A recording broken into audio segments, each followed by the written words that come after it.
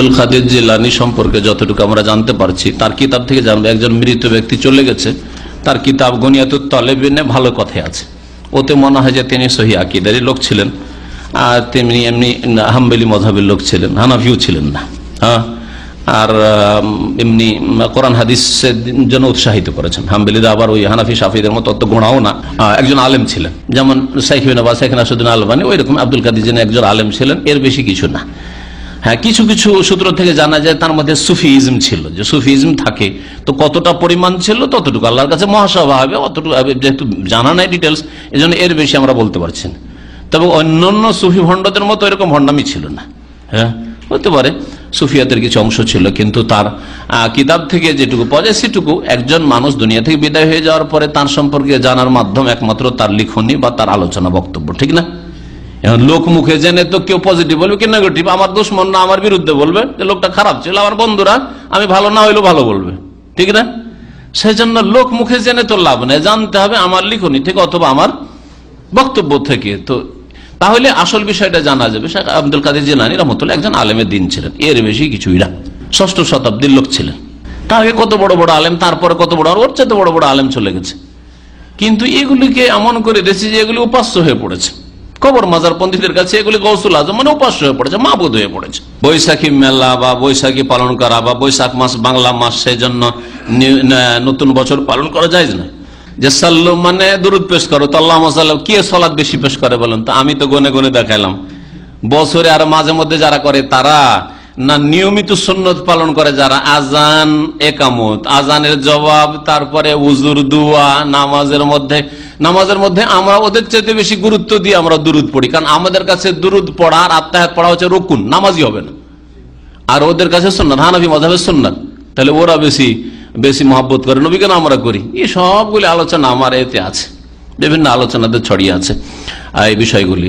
আর মিলাদের যুক্তি ও খণ্ডন, ওতে এই বিষয়গুলি বিস্তারিত আলোচনা করা হয়েছে, যেটা গত মনে হয় 2 বছর বা 3 বছর আগের আলোচনা। দেওবন্দিরাকে বুখারী শুধু মানে না অন্য সহিহ হাদিসও মানে? যদি সহিহ হাদিস মানতে হবে তাহলে অন্য হাদিস মানতে হবে।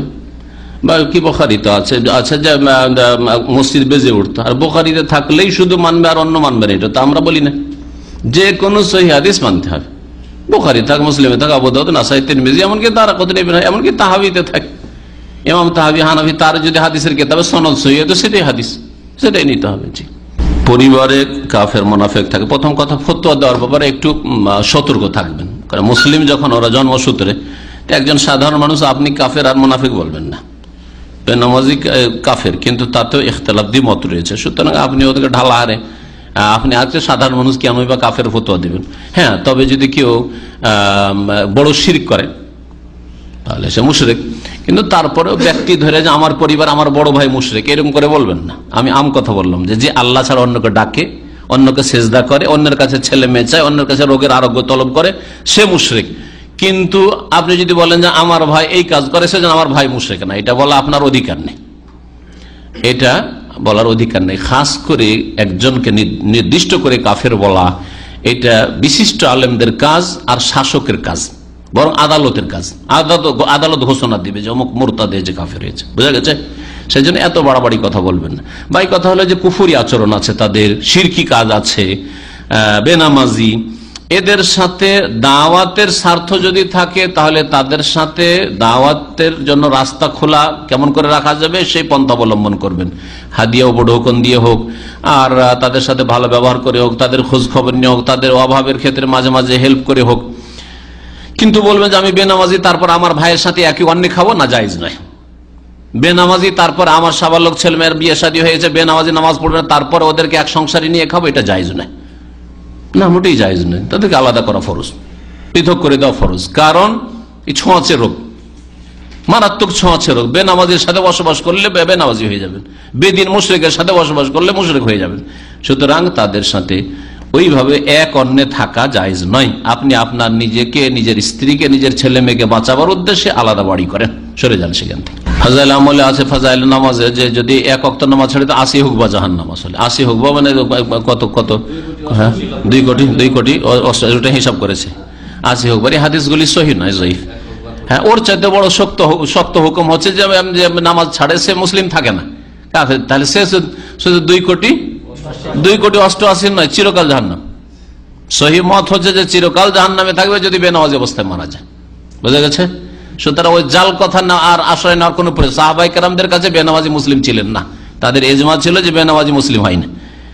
সাহাবায়ে কেরামদের মধ্যে মদ খাওয়াই ধরা পড়েছে, জেনাতে 2টো ঘটনা ধরা পড়েছে, আমার জানা 2টো জেনার ঘটনা। হ্যাঁ, আর চুরি করা ধরা পড়েছে, ফাতেমা বলে এক মহিলা ছিল, তার হাত কেটেছে। কিন্তু বেনামাজিতে ধরা পড়েছে এরকম কোন ঘটনা নেই। ভালো করে শুনে রাখেন। সুতরাং মুসলিম চোর হইতে পারে, মুসলিম ডাকাতও হইতে পারে, মুসলিম মদখোর হইতে পারে, মুসলিম জেনাকারী হয়ে যেতে পারে কখনো, কিন্তু মুসলিম বেনামাজি হইতে পারে না। মুসলিম বেনামাজি হইতে পারে না। ভালো করে শুনে রাখেন। আল্লাহ তৌফিক দিয়ে। এক ভাই দোয়া চাইছেন, ইসলামিক সেন্টার করছেন বাংলাদেশে। আল্লাহ পাক রব্বুল আলামিন তৌফিক দিক, আল্লাহ পাক কবুল করুক, আল্লাহ পাক ইখলাস দান করুক। সব আগে আল্লাহ পাক ইখলাস দান করুক, যাতে করে আমাদের কাজে কথায় কোনো দুনিয়ার গরজ না থাকে, খ্যাতি হাসিল করা অথবা লোকজনকে নিজের দিকে ফেরানো অথবা দল বাড়ানো অথবা এইরকম দুনিয়ার ইখলাস নষ্ট করে অনেক কিছুই রয়েছে। দুনিয়ার কালেকশন, আজকাল অনেকে মাদ্রাসা আর ইসলামী প্রতিষ্ঠান খুলছে এই জন্য যে বড় একটা অঙ্কের মালিক হইতে পারবো, এর মাধ্যমে লোকজন উদার হস্তে দান করবে। তো এইসব যেন দুনিয়ার গরজ না থাকে, আল্লাহ পাক হেফাজত করে এইসব থেকে। জি, আল্লাহ পাক ইখলাসের সাথে, আর যত ইখলাস থাকবে তত আল্লাহ বরকত দেবে, এটা বাস্তব সত্য। নবীর জীবনী থেকে একটা গুরুত্বপূর্ণ শিক্ষা যে 23 বছরে এমন ইনকিলাব তিনি নিয়ে এসেছেন যেটা 1000 বছরে কেউ পারে নাই। কিসের বদৌলতে? বলছেন যে সবচেয়ে বেশি ইখলাস ছিল, সবচেয়ে বেশি বরকত। আপনি যদি 50টা বছরই বাঁচেন, আপনি 200 বছরের লোকের চাইতে, বেঁচে থাকার লোকের চাইতে বেশি কাজ করতে পারেন যদি আপনার মধ্যে ইখলাস থাকে।